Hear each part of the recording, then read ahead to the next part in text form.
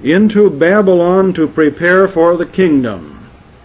We're going to read the Bible prophecies and see if that isn't exactly what the house of Israel is going to do. Go to Babylon to prepare for the kingdom.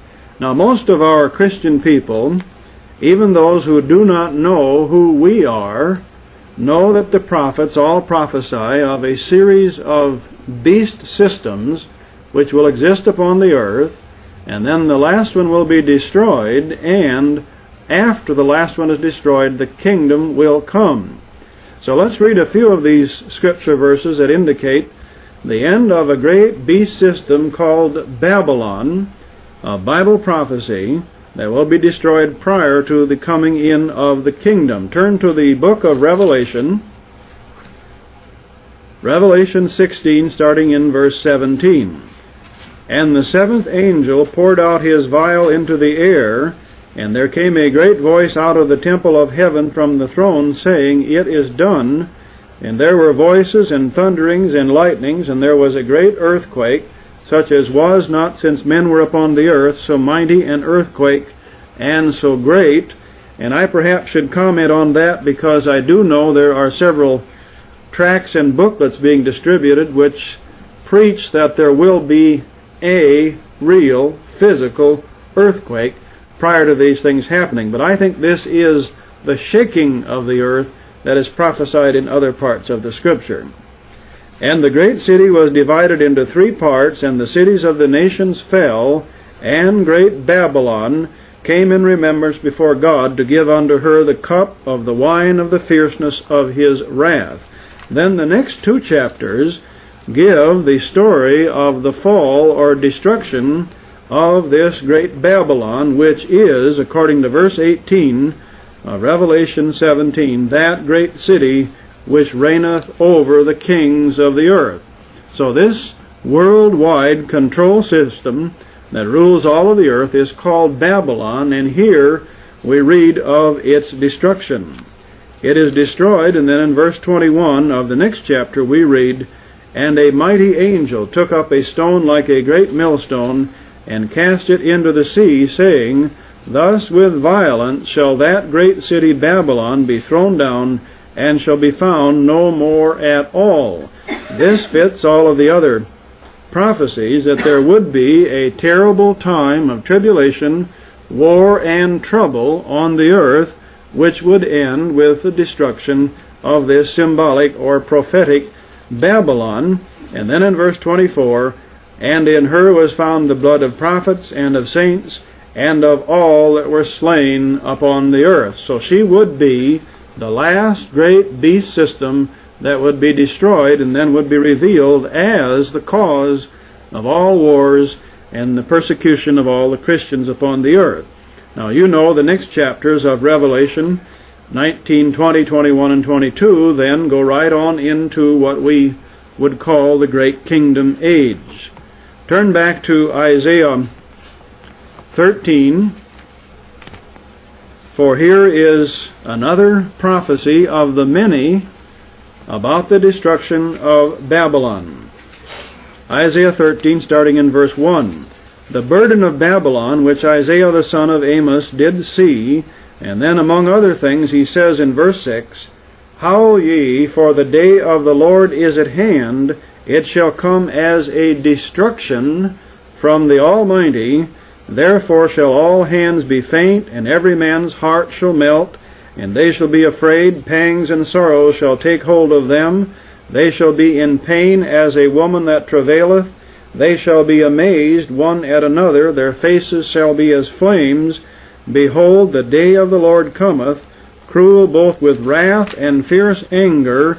And here is what the day of the Lord and his anger and this cruelty and wrath will do, to lay the land desolate, and he shall destroy the sinners thereof out of it. So this prophecy of Babylon and its destruction very plainly states that the sinners will be destroyed out of the land as this wrath and destruction of the day of the Lord comes upon them. And in verse 10, For the stars of heaven and the constellations thereof shall not give their light. The sun shall be darkened in his going forth, and the moon shall not cause her light to shine. And these are phrases and symbolisms used quite a few places in the Bible, including the Lord Jesus Christ as he tells of the end of the age in Matthew 24. And I will punish the world, and your margin may say there that should have been translated, or could have been translated, the Babylonian Empire.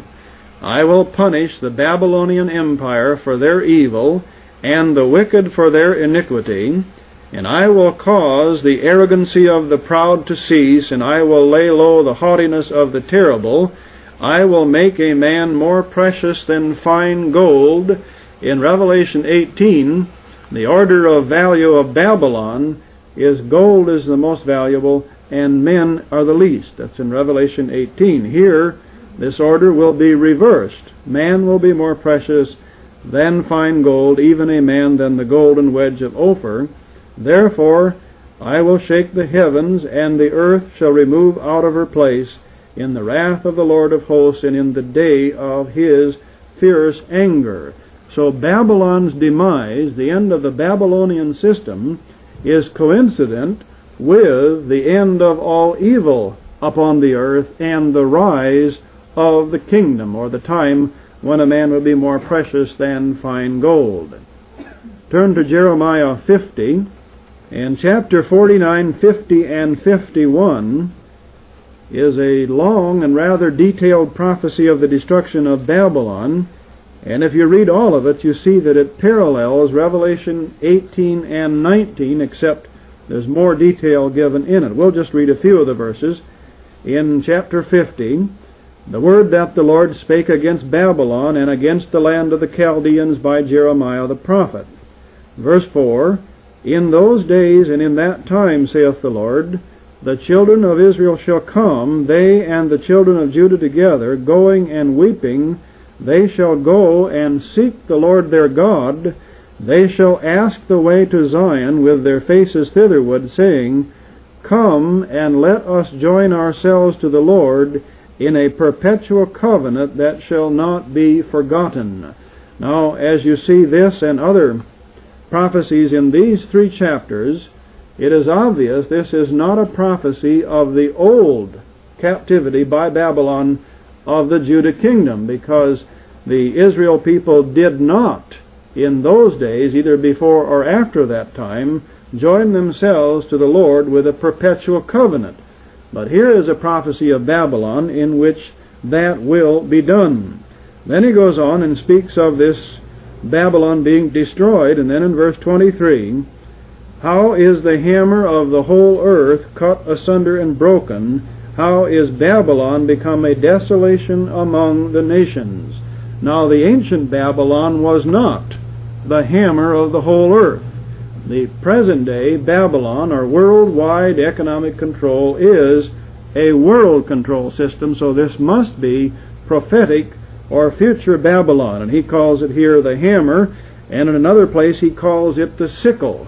And most of you know that that's the reason why world communism can be identified with Babylon, and why they must know it, because the flag or symbol of world communism is the hammer and the sickle. But here he's speaking of its destruction. Verse 46, At the noise of the taking of Babylon, the earth is moved, and the cry is heard among the nations. That's what Isaiah said. At that time the earth will be moved out of her place. I believe this is the great earthquake of Revelation 16. The disruption will be so terrible that the present world order will be completely and totally destroyed, and the cry is heard among the nations. All of the earth will know when Babylon falls. Chapter 51, Thus saith the Lord, Behold, I will raise up against Babylon, and against them that dwell in the midst of them that rise up against me, a destroying wind. So he continues the detailed account of how this great world economic empire will be destroyed. In verse 13, O thou that dwellest upon many waters, abundant in treasures, thine end is come, and the measure of thy covetousness. And then follow about 3 more columns in my Bible, and if you read them, you'll see they all fit Revelation 17 and 18. It must be the great end-time, last beast system of Bible prophecy. It's not Old Babylon, because Old Babylon was not that big and, of course, did not control the world. And then the very end of this chapter ends the same as the end of Revelation 18. Verse 63, And it shall be, when thou hast made an end of reading this book, that thou shalt bind a stone to it, and cast it into the midst of the Euphrates. And thou shalt say, Thus shall Babylon sink, and shall not rise from the evil that I will bring upon her, and they shall be weary. Thus far are the words of Jeremiah. In Revelation 18, the angel cast a stone in the river and said, Thus with violence shall Babylon be thrown down. But before he had the book taken and the stone bound to it and cast into the river as symbolic of Babylon's destruction, he did this, starting in verse 60. So Jeremiah wrote in a book all the evil that should come upon Babylon, even all these words that are written against Babylon. And Jeremiah said to Seraiah, When thou comest to Babylon, and shall see, and shall read all these words, then shalt thou say, O Lord, thou hast spoken against this place to cut it off, that none shall remain in it, neither man nor beast, but it shall be desolate forever. So apparently, the entire prophecy against Babylon, or of Babylon's destruction, had to be read to all the people in Babylon before Babylon was destroyed. Now today that has not been done. The vast majority of our people do not even know of the existence of Babylon, to say nothing about the prophecies of her destruction. But Jeremiah, who was given these tremendous prophecy, actually the whole book of Jeremiah is about either the old Babylonian captivity or the future prophetic one. But here at the end of the prophecies of the destruction of future prophetic Babylon, he had to send a man to read all these words that are written against Babylon in the presence of Babylon. That's not been done to the Babylon of this age, although I do believe it is being done. And we're going to come back to Jeremiah for most of this Bible study about the destruction of future Babylon, how Israel could actually go to Babylon in preparation for the kingdom of God upon the earth. But first, let's turn on to a few more prophets. Micah, one of the minor prophets in the Scripture. This chapter 4 is very familiar to most of the Kingdom Identity people, because it is, or begins, almost identical to Isaiah 2, about the kingdom being established as the greatest nation at the top of the mountains, and other nations flowing to it, and so on. But in the midst of the prophecy of the kingdom, in verse 8, And thou, O tower of the flock, the stronghold of the daughter of Zion, unto thee shall it come, even the first dominion, the kingdom shall come to the daughter of Jerusalem. So there would be a place called the daughter of Zion, or the daughter of Jerusalem, that would have the authority to claim the kingdom of God upon the earth. But this same daughter of Jerusalem, or daughter of Zion, is in trouble. Now why dost thou cry out aloud? Is there no king in thee? Is thy counselor perished? For pangs have taken thee as a woman in travail. And this same phraseology is used by Jesus, it's used by Isaiah, and it's used by Jeremiah, and I believe in the book of Revelation. This woman in travail, something is going to be born out of all of this trouble. He goes on, Be in pain, and labor to bring forth, O daughter of Zion, like a woman in travail. So this same place, the daughter of Zion, or the daughter of Jerusalem, that has been given the authority to claim the kingdom, is in pain and trouble. And here's what he says will happen to her. For now shalt thou go forth out of the city, and thou shalt dwell in the field, and thou shalt go even to Babylon. The daughter of Zion, the place that would be given the kingdom of God, would go to Babylon, according to Micah. And what would happen there? There shalt thou be delivered, there the Lord shall redeem thee from the hand of thine enemies. Now, no one yet among the fundamentalists that I know of, you can correct me if I'm wrong, they may come up with this one of these days, has given any prophecies or any guesses that the Jews are going to be conquered by the old capital of the Babylonian Empire.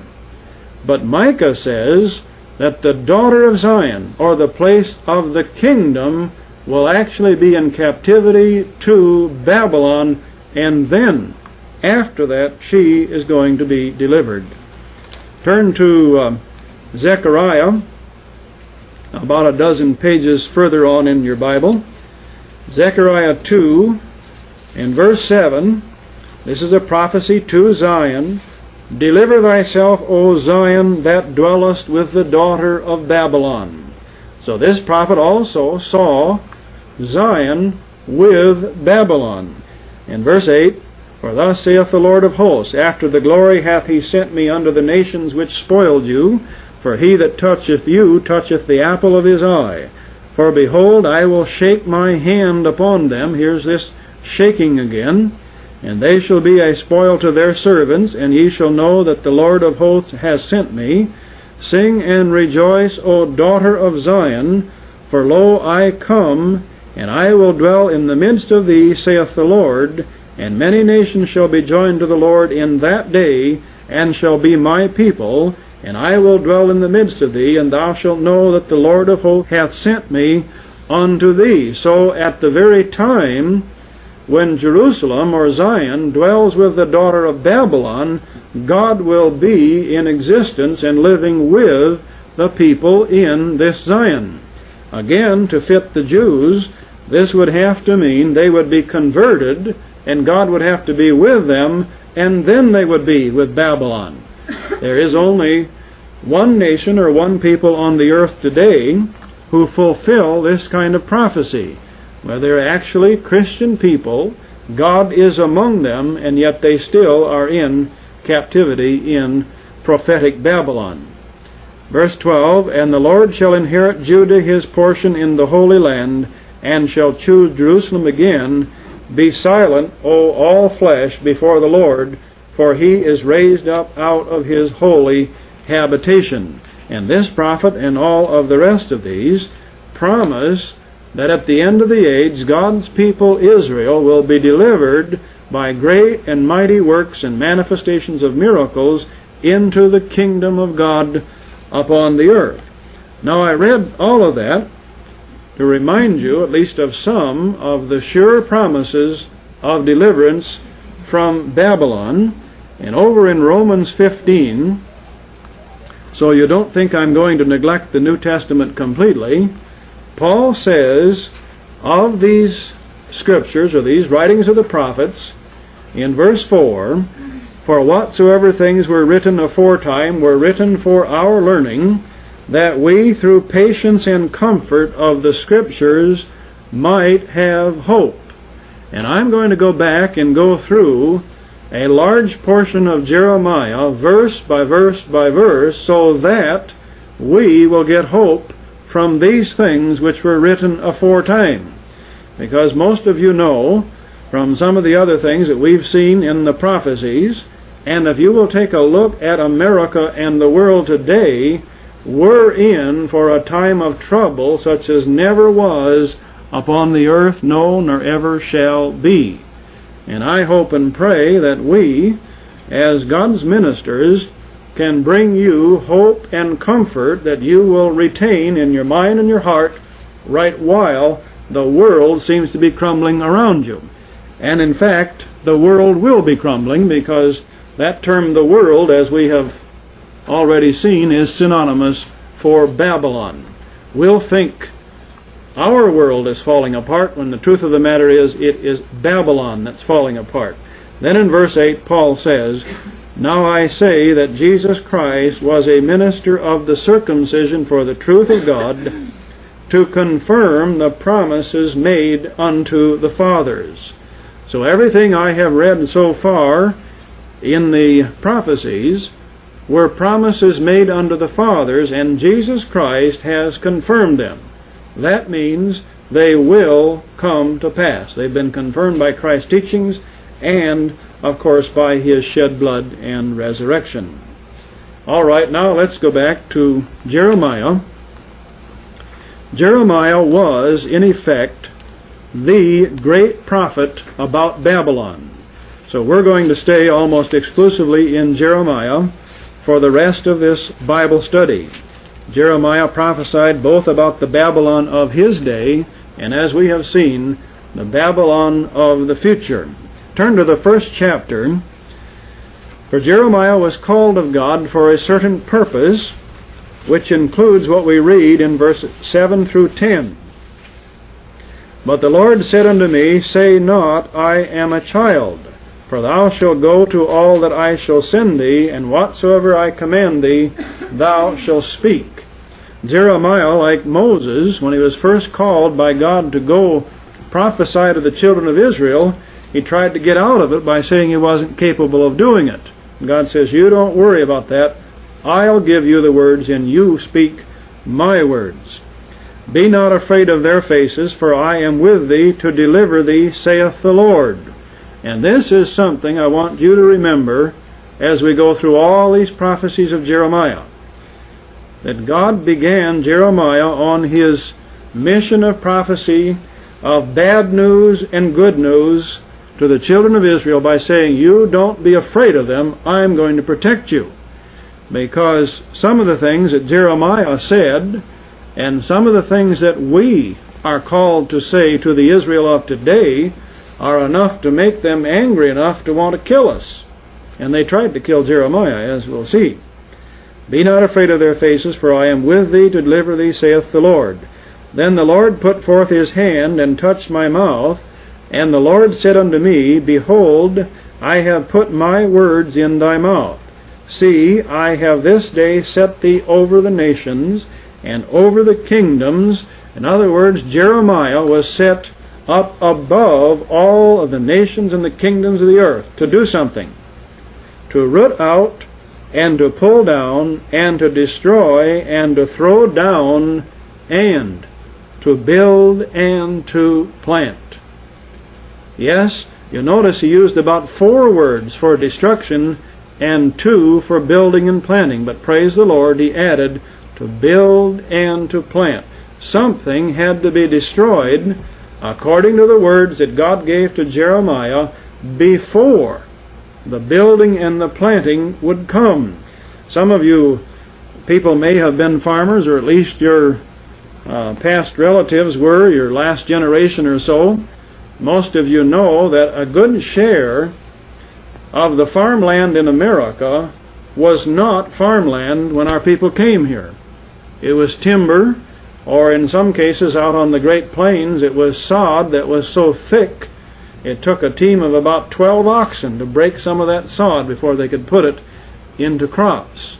A lot of tearing up and breaking down and cutting and removing had to be done before they could clear the ground to plant and to build. Almost every farm in America exists today only after the cutting and the removing and the tearing down was done. And here God has said He's given Jeremiah a message that is to be used over nations and kingdoms to root out, pull down, destroy, and throw down, and to build and to plant.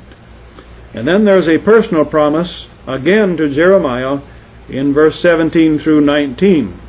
Thou therefore gird up thy loins, and arise, and speak unto them all that I command thee. Be not dismayed at their faces, lest I confound thee before them.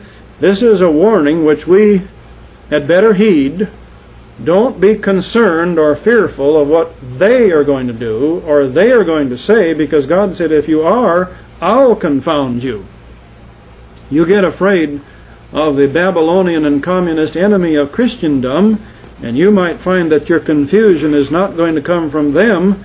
God's going to let you be confounded. So this is a warning that God will protect, but you rely upon God, period. For behold, I have made thee this day a defense city, and an iron pillar, and brazen walls, against the whole land, against the kings of Judah, against the princes thereof, against the priests thereof, and against the people of the land. Now, I am accused once in a while, usually in a rather mild way, but once in a while, of preaching negatively. In other words, preaching without the positive side of deliverance. Some people like to hear only about the kingdom. And I'm sure that when Jeremiah went to the children of Judah to tell them about the Babylonian captivity, they would rather have heard about the deliverance which was going to come 70 years later.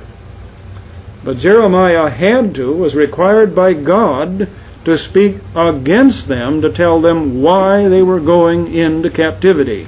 And he says the words that he has given Jeremiah and what he has made of Jeremiah is against the land, against the kings of Judah, against the princes thereof, against the priests thereof, and that means against the ministers in the land, which means that Jeremiah must have had to preach against the other priests and ministers and against the people of the land.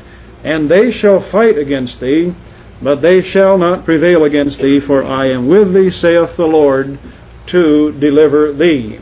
Jeremiah was to go to the kingdom of Judah and tell them in plain and forceful words, you are going into captivity in Babylon. Now he said it in chapter after chapter.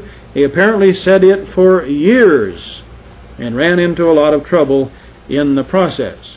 There are about 30 more chapters of warning and prophecy, which we are going to skip and go all the way up to chapter 32, because by the time we come to chapter 32, the Babylonian armies are already moving against the Judah kingdom. In other words, the warning has been given for years. The king has been warned. The priests and the elders have been warned. The people have been warned. They have heard this message of Jeremiah over and over. And of course, as most of you know, a lot of the chapters in the early part of Jeremiah are also prophetic. They can only be understood as meaning the thing that would come up at the end of the age. But in Jeremiah 32, by then, we already find the armies, the military armies of Babylon, are coming against them. The word that came to Jeremiah from the Lord in the 10th year of Zedekiah king of Judah, which was the 18th year of Nebuchadnezzar. For then the king of Babylon's army besieged Jerusalem, and Jeremiah the prophet was shut up in the court of the prison, which was in the king of Judah's house.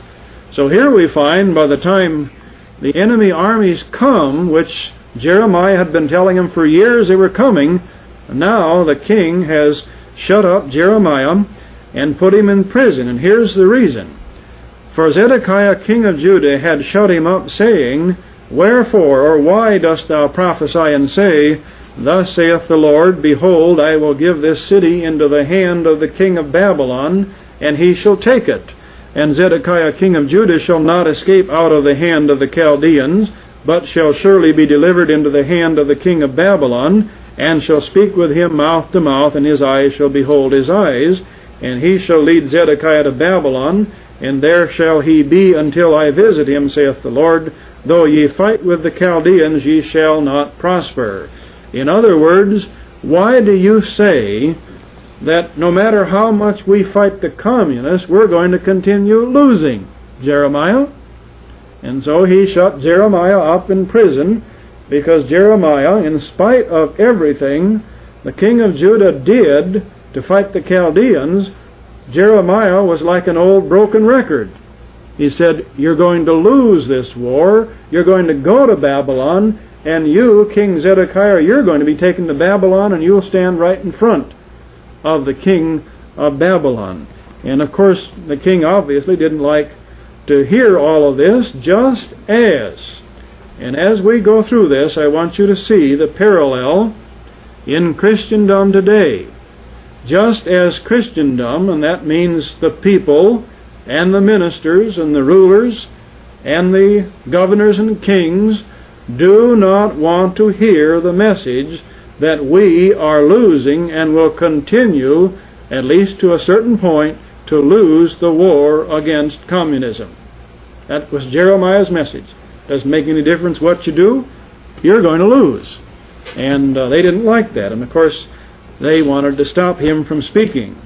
Then there is a long prophecy here about the land, which I'll not take the time to read, but you can, because it's important, because Jeremiah was told to buy land in Judah. Now mind you, here's a man who's going to the kings and the priests and the elders and the people, and he says this land is going to be conquered. And right while he's preaching that, he's told by God, and he obeys, he buys land in Judah and records the deed and brings the deed to the king to show him. Now this can only mean that Jeremiah, of course, was going through an act of proof on his own part that he believed in the future deliverance of the Judah kingdom. Now, I've heard people make this remark, and I will say this about the Seventh Day Adventists as an example. Pastor Ewing has a tract out just recently titled, Why People Refuse to Believe the Israel Identity. And he refers to a book published recently by the Seventh Day Adventists, in which the writer goes into great detail about how the United States of America is the greatest Christian nation in all of history. It's been raised up by God unlike any nation, has more Christians, its laws are founded on the Bible, and all of these things. Several pages, apparently, in this book. And then in the next page, the man says, and isn't it strange, some people actually believe America is the Israel of Bible prophecy. And then they ridicule that. How anybody could think America would be the Israel of Bible prophecy. And of course, part of the reason for their ridicule is the Seventh-day Adventist doctrine that at the end of this age the earth will be ashes and destruction for 1,000 years. They do not see that the destruction of Babylon will usher in the kingdom. So they cannot see anyone preparing for the kingdom, although Pastor Ewing followed it up by making the remark that it was rather strange to watch the Seventh-day Adventists build great office buildings and churches and work like mad in order to build these buildings which they think are going to be turned over to the Antichrist and or destroyed in a matter of time. Now Jeremiah bought land, and Jeremiah apparently bought the land and was required to do so in order to prove that he believed Judah was going to be restored. Verse 16, Now when I had delivered the evidence of the purchase unto Baruch the son of Neriah, I prayed unto the Lord, saying. So once he'd done that, then he prayed, and here's his prayer. Ah, Lord God, behold, thou hast made the heaven and the earth by thy great power, and stretched out arm, and there is nothing too hard for thee. And then verse 21, And hast brought forth thy people Israel out of the land of Egypt with signs and with wonders, and with a strong hand, and with a stretched out arm, and with great terror, and hast given them this land which thou didst swear to their fathers to give them, a land flowing with milk and honey, and they came in and possessed it, but they obeyed not thy voice, neither walked in thy law. They have done nothing of all that thou commandest them to do. Therefore thou hast caused all this evil to come upon them. Now that is the message today, of course, which we could repeat over and over to America. God delivered our fathers out of bondage in Europe. And many of them were really in bondage, not only ecclesiastical in the Roman Church and the State Church of England and these other countries, but they were in bondage economically. Many of these people literally had to get their passage to America by agreeing to work it off after they got here. And God brought them here by the millions, and then they started to do what God commanded them, and they did like Israel of old. They turned around and did not do all the things that God had commanded them. That's the history of America in the last 300 years. Therefore, thou hast caused all this evil to come upon them. There is no other reason in the world, or told us in the Bible, for our troubles than that we have disobeyed God Almighty. Now, I feel sorry for these people who are anti-communist only, who are attempting to fight the communist conspiracy with the mistaken idea that if somehow or other they can expose the evil of the Babylonian system, that will deliver us. No, my friend. The thing that will deliver us is our turning from our evil ways. God is not calling for the conversion of Babylon. God is calling for the destruction of Babylon, and Babylon is used in this end of the age in the same way that Babylon was used here in the time of Jeremiah, for the punishment and chastisement of God's people who had turned away from Him. Verse 24, Behold the mounts, they are come unto the city to take it. And the margin again says that that word mounts means engines of war. So the invasion of the Judah kingdom was already begun. They are come unto the city to take it, and the city is given into the hand of the Chaldeans that fight against it because of the sword, and of the famine, and of the pestilence.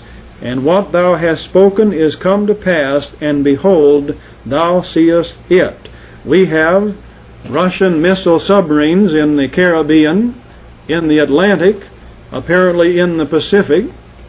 They have had orbiting atomic missiles circling the earth for something over 10 years now, not just recently, as long as 10 years ago. And I see now that some of the armies of the world, and this was in yesterday's paper, are now experimenting on what they call ethnic weapons. How many of you saw that? This is bacteriological or disease warfare designed for the spread of diseases that will affect only one race.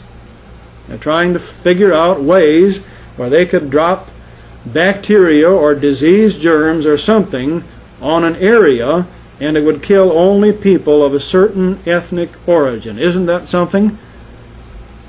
They talk about this end of the age having to be straightened up by God in order to save the world. Brother, sister, I believe it with the things that are happening now. But anyway, here these engines of war were already surrounding the people. And you notice in verse 24, he said, the city is given into the hand of the Chaldeans that fight against it. Now, if we consider that the same as America today, it is true that the Chaldeans, or the enemies, the communists, whatever you want to call them, are already in our city, our nation. They're in the nation. Even Mr. Kissinger, who is the Secretary of State, has been identified as a member of the Soviet secret police. And this information is being distributed all over the country, but their power in our government is so great that a man can be publicly identified as an agent of Soviet power and still stay in his position. That's how far the conquest of our nation has gone. And he says, and what thou hast spoken is come to pass, and behold, thou seest it. And thou hast said unto me, O Lord God, buy thee the field for money, and take witnesses, for the city is given into the hand of the Chaldeans. It hardly made sense, but Jeremiah apparently believed so firmly in the future deliverance of this city of Jerusalem and Judah after the Babylonian captivity that he did buy that land and keep it.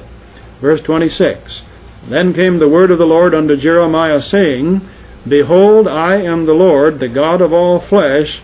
Is there anything too hard for me?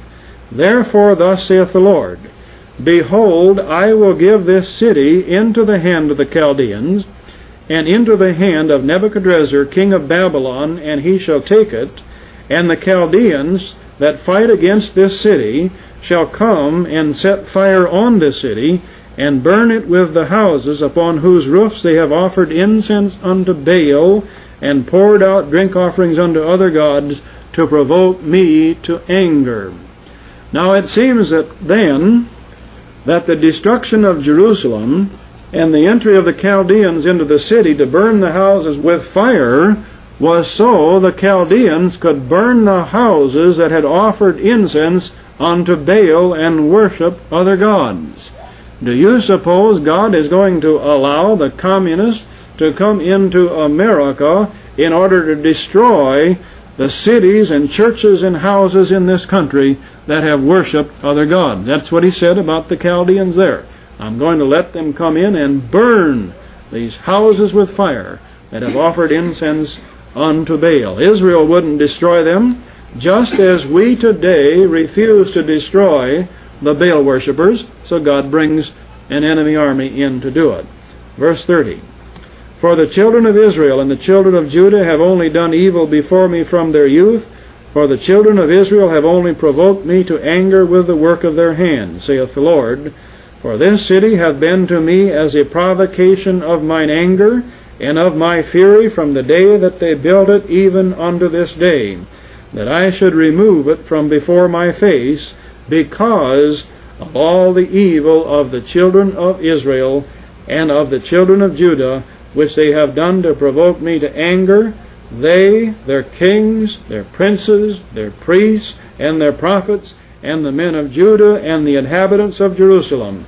And they have turned unto me the back and not the face, though I taught them, rising up early and teaching them, yet they have not hearkened to receive instruction, but they set their abomination in the house, which is called by my name. Notice, this again could fit a prophecy at the end of the age. The house called by God's name. Now, God's name is Jesus Christ. This has to be done in what we would call Christendom, or more particularly, Christian America.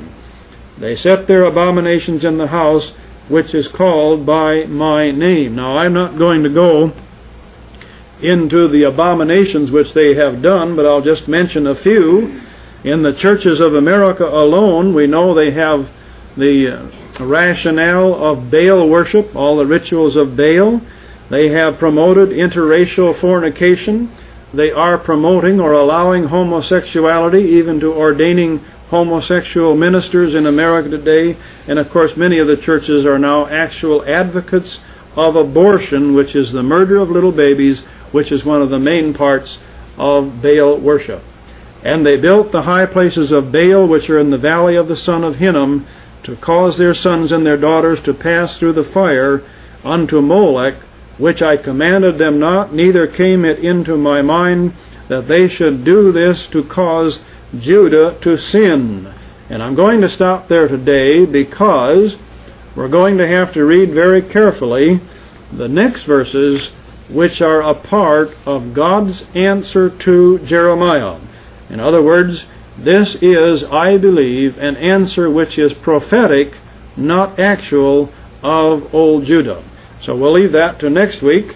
Jeremiah has at least given them to understand, or God has given Jeremiah, that the destruction of Judah was to come about at the hands of this Babylonian empire for one reason, and one reason alone, for the sins of the Israel people. Now, would to God we could get that across to our people today, and of course, someday, Lord willing, we will. We'll continue with the better news next week.